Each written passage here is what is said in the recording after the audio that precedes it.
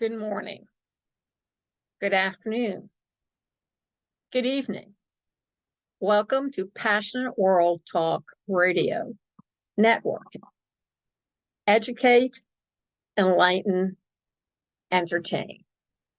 And on today's program, lest we forget, with host Lillian Cauldwell, we're going to talk about two states, California and Texas. Today, we're going to address Texas on the understanding that they want to secede from the Union because of immigration. Now, legally, Texas can't legally secede from the U.S., despite what you think. A law was passed after the Civil War that states can't do that, even though they will claim that they were a republic before becoming a state in the country of the United States. Eric McDaniel, an associate professor of government at the University of Texas at Austin, told the Texas Tribune in 2016, and I quote, "The Civil War played a very big role in establishing the power of the federal government and cementing that the federal government has the final say in these issues," unquote. When the Civil War started, states within the United States was torn apart by the question of slavery being expanded into the nation's western territories. It was not about slavery.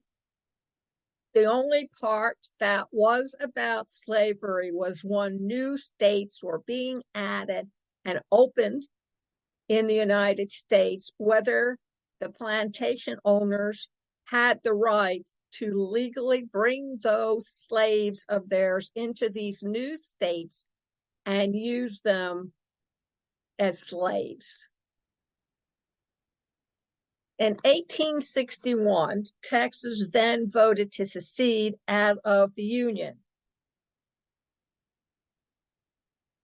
During the Civil War, up to 750,000 people died. In 1865, Texas was formally readmitted to the United States. In 1870, during the Reconstruction era. Many historians believe that after the Confederacy surrendered at Appomattox in 1865, the idea of secession was forever defeated. McDonald said, "The Union's victory set a precedent that states could not legally secede." The U.S. Supreme Court declared that secession had never been legal and that even during the rebellion, which was the war between the states, as the South preferred it to be called, Texas continued to be a state. In 1869, Texas versus White, in a court case, held that individual states could not unilaterally secede from the Union, and that acts of the insurgent Texas legislature, even if ratified by a majority of Texans, were absolutely null. So when Texas entered the Union, she entered into an indissoluble relation. Chief Justice Salmon P. Chase wrote for the court, "All the obligations of perpetual union and all the guarantees of Republican government in the Union attached at once to the state. The act which consummated her admission into the Union was something more than a compact. It was the incorporation of a new member into the political body. and it was final. The union between Texas and the other states was as complete, as perpetual, and as indissoluble as the union between the original states. There was no place for reconsideration or revocation, except through revolution or through consent of the states. And Chase added, the ordinance of secession adopted by the convention and ratified by a majority of the citizens of Texas on all the acts of her legislature intended to give effect to that ordinance were absolutely null. They were utterly without operation in law, unquote.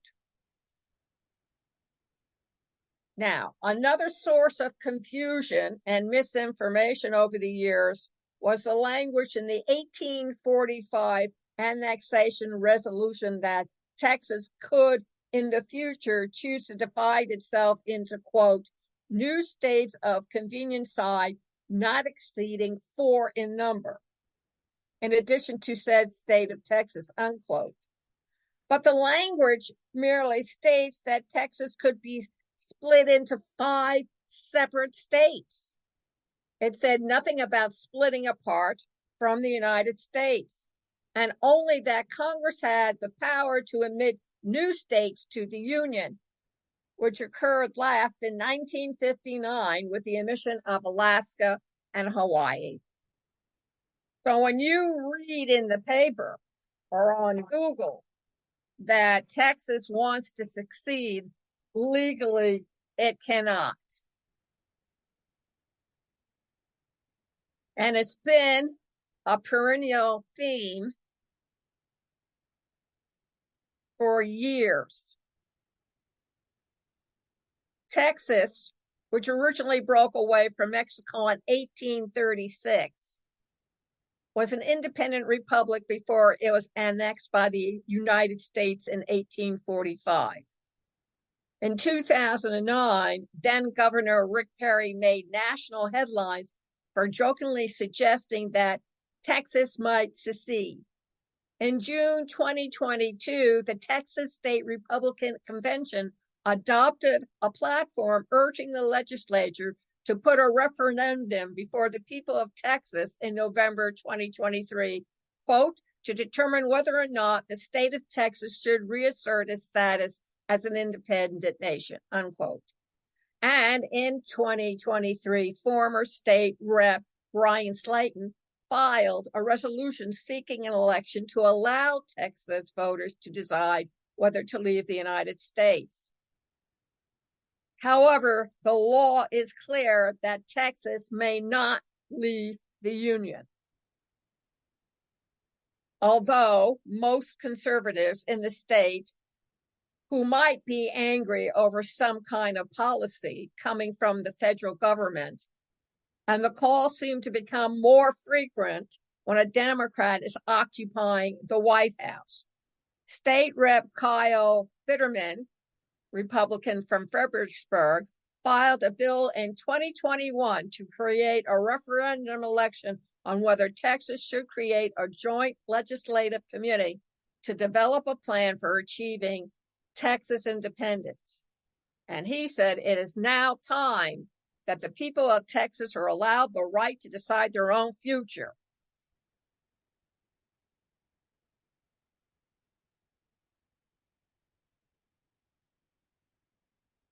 In the late Supreme Court, Justice Antonio Secola set it to rest when he was asked by a screenwriter in 2006 whether there was a legal basis for secession. His response, he wrote, quote, the answer is clear. If there was any constitutional issue resolved by the Civil War, it is that there is no right to secede. Hence the Pledge of Allegiance that most schools still insist that their students say. This story was originally published in 2016 and was updated in 21-22. You should know. So why does Texas want to secede? Well, they want to because of what's happening at the border. And this year, the calls for Texas to defend itself and to defy the federal government fight over states' rights. So what does that include exactly? It was the standoff at Eagle Pass that precipitated and urged people to have Texas secede from the Union. October polling from the Public Religion Research Institute found that nearly 1 in 4 Americans agreed that patriots may have to resort to violence in order to save our country. Roughly 1/3 of Republicans and white evangelical Protestants agree with that sentiment, compared to 13% of independents and 7% of Democrats. Thus, the word invasion has now come up. And at the cornerstone of the Eagle Pass dispute is the word invasion. Abbott and others have claimed that the state faces an invasion of immigrants that have been aided and abetted by the Biden administration. They argue that Texas has the right to supersede the federal government's constitutionally outlined immigration powers in order to defend itself. The word invasion means to ignore federal law, and federal judges have shot down the argument in Texas about invasion. Adriel Orozco, senior policy counsel at the American Immigration in Washington, D.C., said that Abbott is not the first politician to describe the number of migrants arriving at the border as an invasion. He added that Abbott is blurring the line between political rhetoric and factual legal basis. Unfortunately, the word invasion has been used historically against migrants to justify stricter immigration laws. It appears that Governor Abbott is more taken by the word borders invasions, and that the immigrants who are invading our state, our country, as rapists and murderers. By late 2021, the militia members began patrolling in Kena County, citing invasion that they believe was part of a conspiracy to turn Texas blue. And it was reinforced when Lucas Denny, a North Texas militia leader and Proud Boys collaborator, was later sentenced for his role in the January 6 riots. He was arrested at his property owned by the family of Smith. Finally, in November 2022, Abbott finally invoked the invasion clause, saying in a letter to Biden that Texas had no choice but to protect itself. In fact, U.S. Rep. Chip Roy suggested, tell the Supreme Court to go to hell. If the Supreme Court wants to ignore the truth, Texas still has the duty to defend their people, Roy said. It's like if someone's breaking into your house and the court says, oh, sorry, you can't defend yourself. What do you tell the court? You tell the court to go to hell. You defend yourself and then figure it out later. Of course, Abbott also argued that the federal government has broken the compact between the United States and its states.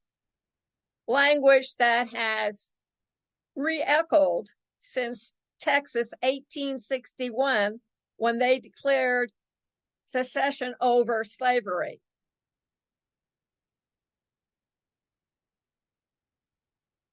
A Fox News host, Maria Bartiromo, asked Lieutenant Governor Dan Patrick over the weekend, "You've got Texas rights versus federal rights, both sides with guns."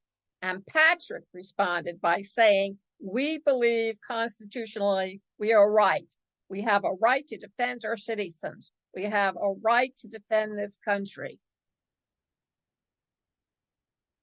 And so it goes on. What are the 10 things we will lose as a country should Texas actually secede from the Union? Number 1, Texas has the worst health care in that state. It's number 1. Overall health care is at 31.61. Texas had the highest rate of uninsured people at 22.5%. It also had the highest rate of uninsured children, unemployed, and elderly people.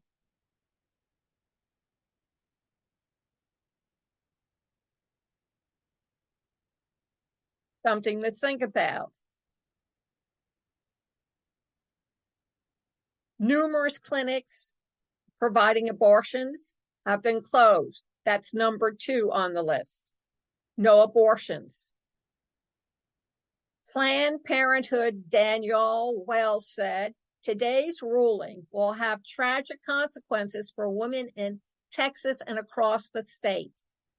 In the wake of the Fifth Circuit Court of Appeals ruling, it means that 1 in 3 Texas women will no longer have access to safe abortion services.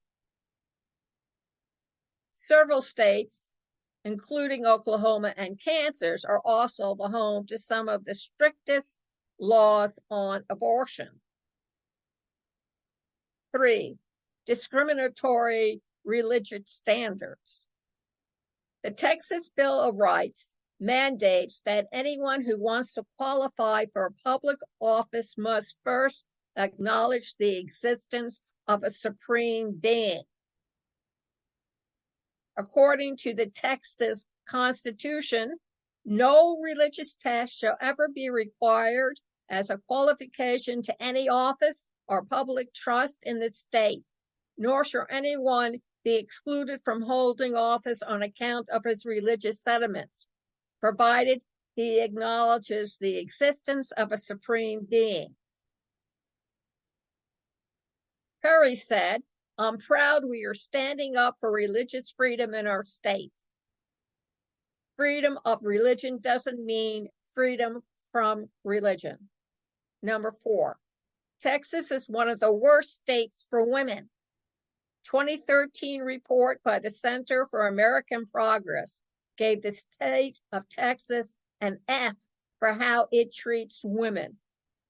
The report revealed that women in Texas make 79 cents for every dollar men make, while more than 19% of women in Texas live in poverty. Moreover, almost 25% of non-elderly women in Texas are uninsured. Texas also fails to provide paid family, medical, or temporary disability leave. This leaves women, and some men, without the security of knowing their job will be there if they need to take time off to care for the family or medical issues. 5, frequent executions, including of mentally ill and challenged citizens.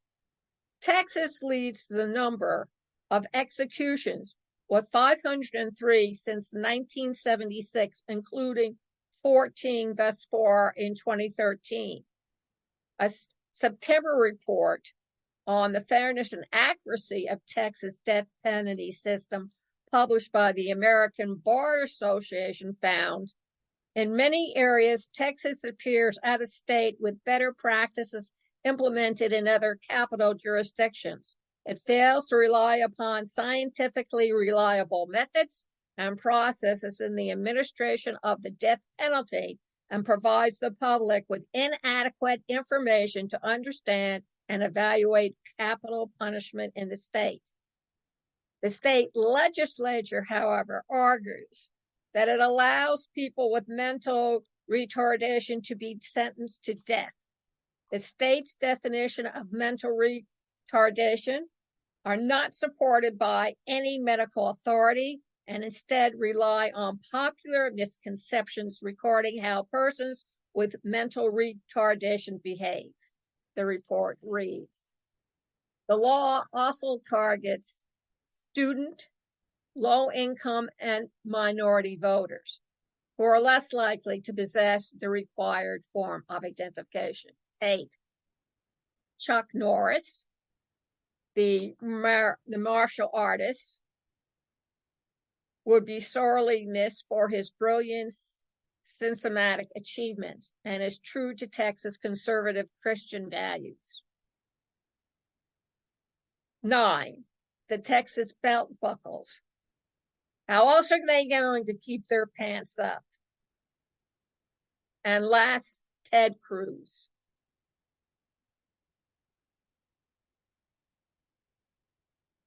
And he's the most divisive member of the modern day GOP. Next week, we will have an individual from an audience that we have, PWTR Network, and she will come on and remind everyone living in the United States about how it affects the people of Texas. Some of the things that perhaps our politicians, in their haste to defend our rights, forget how much the federal government is part of the state and how it affects their rights and their benefits and their services. Thank you very much for listening to today, Lest We Forget Hysterical with Lillian Cauldwell. You can find the podcast on youtube.com/PWR Network _ PW Talk Radio, at passionateworldtalkradio.com, Facebook, Instagram, LinkedIn, and all on the directories that are devoted to podcasts. If you would like to become and participate as a member of the audience to talk about secession, text me at 484-364-1032, your name, your email, and a number or email where we can reach you, and arrangements will be made. Thank you once again for listening, and remember, please keep listening. Thank you.